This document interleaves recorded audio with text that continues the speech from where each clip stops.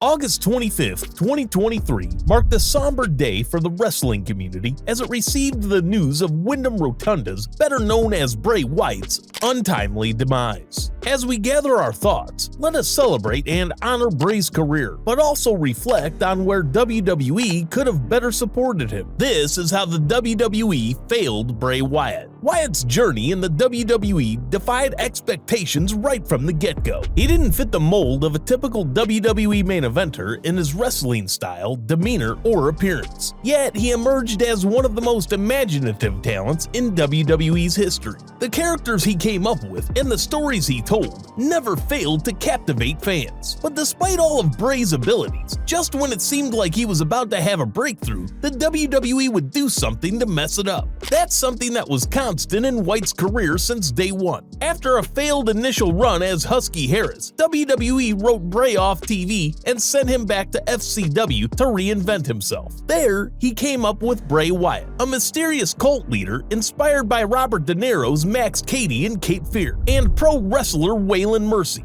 Wyatt quickly grabbed the fans' attention with his character, and it seemed like he was destined for greatness. Wyatt soon found supporters in Luke Harper and Eric Rowan, who joined him to form the Wyatt family. Despite not racking up many wins initially as part of the newly rebooted NXT, they managed to catch the eye of WWE higher-ups. And in May 2013, the WWE Universe got its first glimpse of this group on the main roster through cryptic promos heralding the arrival of Bray, Harper, and Rowan. Upon their debut, Bray wanted to establish himself as WWE's newest monster, and he chose Kane as his first opponent. This led to an Inferno match at SummerSlam, and although the bout didn't live up to the crowd's expectations, Bray still managed to get the win. Next, Bray turned his attention to Daniel Bryan, who was by far the most popular superstar in the company at that time. He claimed that he saw potential in Bryan and wanted to bring him into the Wyatt family. Daniel Bryan, being the babyface, obviously declined, but after weeks of torment, Bryan eventually caved in and joined the family. However, this partnership didn't last, as Bryan broke free from the Wyatt family during a steel cage match, resulting in one of the greatest WWE moments of the modern era. By this point, everyone wanted to see Bray in the main event. Taking advantage of this popularity, the WWE put Bray in a feud with John Cena.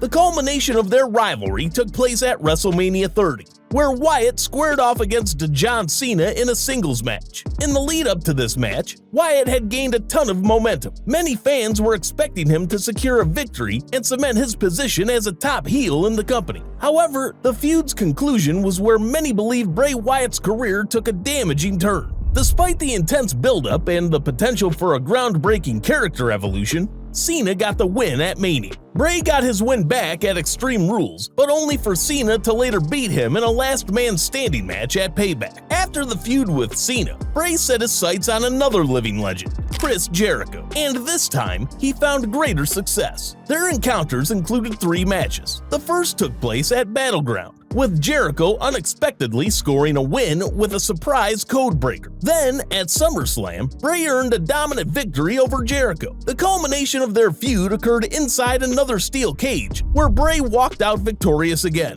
sealing the win with a series of punishing elbow strikes to the back of Jericho's head, followed by his sister Abigail. After this feud, WWE started airing vignettes of Wyatt liberating Harper and Rowan and disbanding the family. Bray made his solo return on October 26th at Hell in a Cell, costing Dean Ambrose a match against Seth Rollins. Over the following weeks, Wyatt continued to tease Ambrose, offering to repair him in the same manner he had done with Harper and Rowan. This led to a match at Survivor Series where Wyatt beat Ambrose via disqualification. At TLC, Wyatt once again beat Ambrose in a fierce tables, ladders, and chairs match. The storyline continued, with Wyatt securing another victory over Ambrose in a Miracle on 34th Street match on the December 22nd episode of Raw. Their feud ended with an ambulance match on the January 5th, 2015 episode of Raw, which saw Wyatt coming out on top. In the months that followed, Bray started calling himself the new face of fear. This is also when his character started to shift from a creepy cult leader to more of a supernatural being. To solidify his claim, Bray embarked on a feud with The Undertaker, leading up to their clash at WrestleMania. This match was a huge deal on many levels. The previous year had seen the end of The Undertaker's famed WrestleMania streak, and rumors suggested that he was on the way out. Simultaneously, Bray was being positioned as the potential heir to The Undertaker's mantle as WWE's new supernatural villain. However, much like his encounter with Cena, this would result in another significant loss for Bray's career. Some may argue that The Undertaker needed the victory to restore his aura after the previous year's loss, but this particular moment had the potential to shape Bray's entire trajectory. Instead, he was simply handed over to The Undertaker, and the significance of that moment faded quickly. After the loss to Taker, Wyatt floundered, going in and out of feuds but never really making any noise. Then came the turning point, or at least what fans initially believed to be one. At Elimination Chamber 2016, Wyatt clinched the WWE Championship, beating guys like John Cena, AJ Styles, and The Miz. This felt like a significant breakthrough for both his character and career. Nonetheless, the course of Wyatt's championship reign would soon take a turn that proved to be both brief and damaging to his overall trajectory. Despite his close alliance with Randy Orton, who was also part of the Wyatt family, the narrative veered unexpectedly. Initially appearing loyal to Wyatt, it later turned out that Orton had been deceiving Wyatt all along. This betrayal culminated in the Viper destroying the Wyatt family compound, including the grave of Sister Abigail. This led to a title bout at WrestleMania 33, where Orton defeated Wyatt, ending his WWE Championship reign after a mere 49 days. The abruptness of this loss caught many fans off guard, and regrettably, as time went on, Wyatt's name became associated with a pattern of losing. It didn't matter who his opponent was. For a stretch of time, it seemed like a guaranteed outcome that he would be on the losing side. Eventually, this led to Bray to take a hiatus to reinvent himself, which he successfully accomplished in 2019. Upon his return, he adopted the persona of a Mr. Rogers-inspired host of a kids' TV show. However, that wasn't the only new aspect Bray introduced. He also brought forth a demonic alter ego, the Fiend, who was kind of reminiscent of horror movie monsters from the 80s. With the new persona, Wyatt's career seemed to be on an upswing. The Fiend's memorable debut had him attacking Finn Balor and securing a dominant victory at SummerSlam. Subsequently, he went on a spree of attacks against WWE legends and Hall of Famers, adopting the Mandible Claw as his signature move. However, cracks in the character's trajectory began to show. The infamous Hell in a Cell match against Seth Rollins ended in a no contest due to the referee stoppage, and fan backlash was evident in the crowd's negative response. The Fiend's Universal Championship victory against Rollins was marred by criticism due to the match's finish.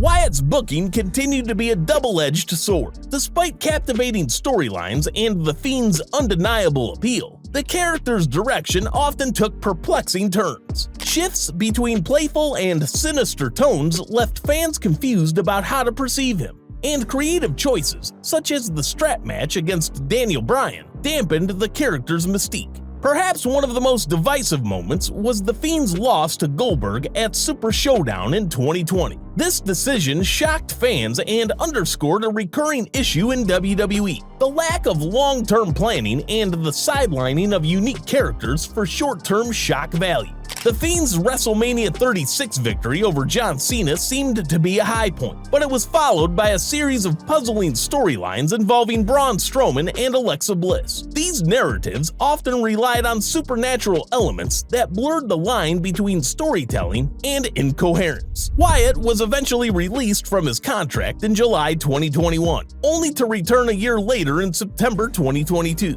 This time around, there was a noticeable shift in how he was portrayed. Wyatt seemed to be shedding layers of his character, revealing a more authentic and a genuine side of himself. This unfiltered genius struck a chord with the audience, offering a departure from the tangled narratives that had at times hindered his character's development. Fans held hope that WWE had finally discovered the right approach to tap into Wyatt's potential and deliver a satisfying narrative. However, just as optimism was building, Wyatt's appearances on television became infrequent. His storyline with Bobby Lashley was abruptly abandoned, and reports later unveiled the reason behind his absence: a real-life illness that Wyatt was grappling with. Despite whispers suggesting that White was on the road to recovery and a potential comeback, on August 24, 2023, it was announced that after bravely battling a life-threatening illness since February, Bray Wyatt had passed away. And to be honest, regardless of all the ups and downs, memories and heartbreaks, Bray has left behind a legacy that will be remembered forever. R.I.P. Bray Wyatt.